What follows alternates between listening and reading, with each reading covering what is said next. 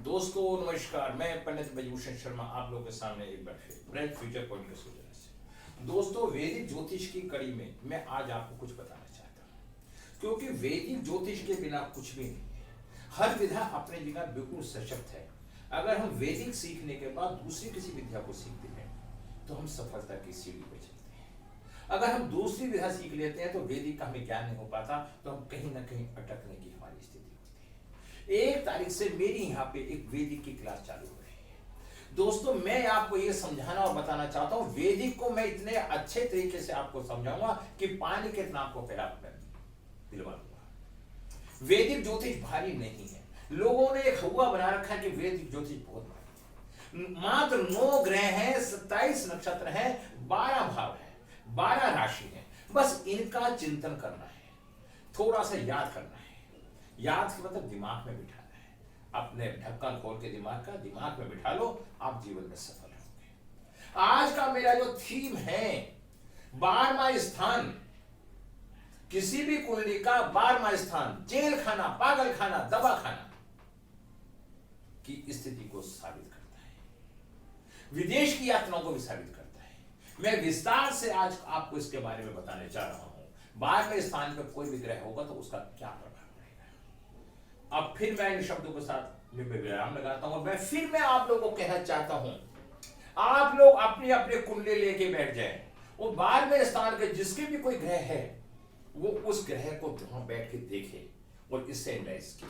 दोस्तों, ये विधा मेरे उस पे चैनल पे फ्री है, नो कोई पैसा नहीं। तो मेरा कहने का अभिप्राय मात्र यही है कि आप लोग अगर वैदिक सीखना चाहते हैं, 2 महीने में बेसिक सिखा दूंगा। 2 महीने के मेरे पास 4 कोर्स है। मैं उस 4 कोर्स में आपको पारंगत बना दूंगा और 2 महीने में आपको फ्री में पढ़ा दूंगा।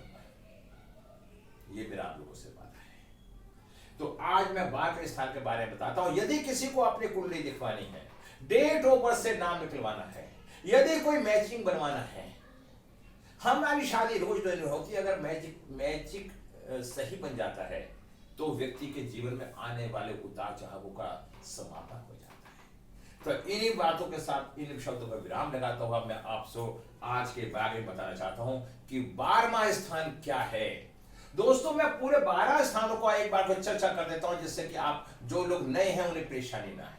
पहला घर तन है और दूसरा घर धन है और तीसरा घर भाई है और चौथा घर माता है और 5वां घर बुद्धि का है और 6वां घर शत्रु का है और 7वां घर पति पत्नी या प्रेम रोमांस का है और 8वां स्थान आयु का है, एक्सीडेंट का है, 9वां स्थान भाग्य का है और 10वां स्थान कर्म का है और 11वां स्थान आमदन का है और 12वां स्थान खर्चे का है, व्यय।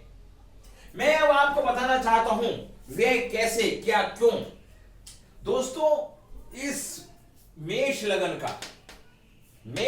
का 12वां स्थान मतलब मीन राशि, 12वां स्थान व्यय का होगा। और देखिए, आप आगे आगे बढ़ते जाओ, सीखने के लिए मैं बता रहा हूं। इसका 12वां स्थान, इसका 12वां स्थान, इसका 12वां स्थान, इसका 12वां स्थान, इसका 12वां स्थान, इसका 12वां स्थान, इसका 12वां स्थान। मतलब जो भी आपका लगन है, अगर यहां पे 1 लगन है तो 12, अगर 2 लगन है तो 1 और 3 लगन है तो 2 और 4 लगन है तो 3, 5 लगन है तो 4, 6 लगन है तो 5 और 7 लगन है तो 6, 8 लगन है तो 7 और 9 लगन है तो 8 और 10 लगन है तो 9 और 11 लगन है तो 10 और 12 लगन है तो 11 और 1 लगन है तो 12। इस तरह से मैं आपको बताता हूं, ये 12वां स्थान होता है कुंडली का। 12वें स्थान से ये अनजाने घटनाएं, जिस घटना का हमें अनुमान भी नहीं होता और जो अचानक से घटती है उसे बोलते हैं अनजानी घटना। अचानक से एक्सीडेंट होना, अचानक से जेल जाना, अचानक से पागल हो जाना या अचानक से किसी भी समस्या का जन्म हो जाना या अचानक से विदेश यात्रा करना। दोस्तों, पहले विदेश यात्रा को अच्छा नहीं मानते थे। विदेश यात्रा का मतलब होता तड़ी पार। इसे 12वां स्थान को विदेश यात्रा से ऐसे जोड़ा है। ये हमारी अपनी रिसर्चें हैं। अगर हम रिसर्चों को अपना ध्यान से सुनेंगे तो हमें आनंद आएगा। दोस्तों, अब 12वें स्थान में अनजानी घटनाएं हमारे साथ घटित होती हैं, जैसे धन की हानि, लंबी बीमारी, रोग होना, गुप्त शत्रुओं का होना, भय, स्त्री की हानि, अगर किसी की पत्नी का कोई संबंध बिखरता है, अगर आपका सप्तम का मालिक यहां बैठ जाता है तो पत्नी पत्नी में विवाद और तलाक जैसी स्थिति बन जाती है। क्या बताया। और देखिए, खराब व्यक्तियों की संगत, सोसाइटी का गलत होना, विदेशी यात्रा, चोरी का भय, पुराना रोग, कोई पुराना रोग उभर जाएगा, घटित होना, जब जब इस ग्रह की दशा खराब आएगी तब ये सारी समस्या बढ़ती चली जाएगी। अचानक सगाई टूटना, रिश्ता हो गया, शादी होने के लिए बारात आ रही है और रिश्ता टूट गया, लफड़ा हो गया, झगड़ा हो गया, पुलिस में जेल खाने में पहुंच गई, तो ये सब हम 12वें स्थान से देखते हैं। दोस्तों, वीडियो तो हमारी बहुत लंबी होती है। यदि केतु गुरु जातक महात्मा सन्यासी बनता है, जातक को मोह, अगर केतु और गुरु 12वें स्थान पे बैठ जाए तो जातक सन्यासी बनता है और जातक को मोक्ष होता है। 12वें स्थानों में ग्रहों का फल देखिए दोस्तों, वीडियो लंबी हो जाती है लेकिन मैं आपको छोटा छोटा बताना चाहता हूं, और फिर अगर आपको अच्छा लगे, पसंद आए, तो आप मेरी क्लास को ज्वाइन कर सकते हैं और क्लास को ज्वाइन करके आप इस ज्ञान की प्राप्ति कर सकते हैं।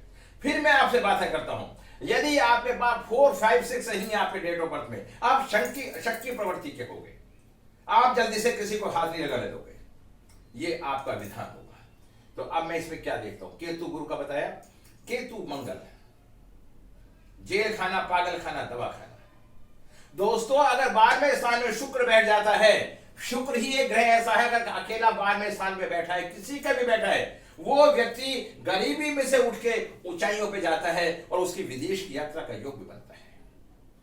मैं ये आपको सारी बातें समझाना चाहता हूं। 12वें स्थान पे सूर्य अगर 12वें स्थान पे है तो आपकी बाईं आंख, देखिए बाईं और दाईं, अगर 12वें स्थान पे सूर्य है तो आंख की परेशानी हो सकती है, पिता से संबंध कम हो सकते हैं, पिता से लगाव नहीं हो सकता है, बुरी सोसाइटी में सोबत पड़ जाएगा, प्रशासन से कोई ना कोई लफड़ा होगा, सूर्य जिंदगी के कुछ साल खराब जाएंगे, अधिकारी और बुजुर्गों का प्रेम मिलेगा, क्रोधी बढ़ेगा, एकांत प्रिय होगा, नेत्र पीड़ा होगी, विलासी होगा, उसका रुझान पर स्त्री में भी जाएगा।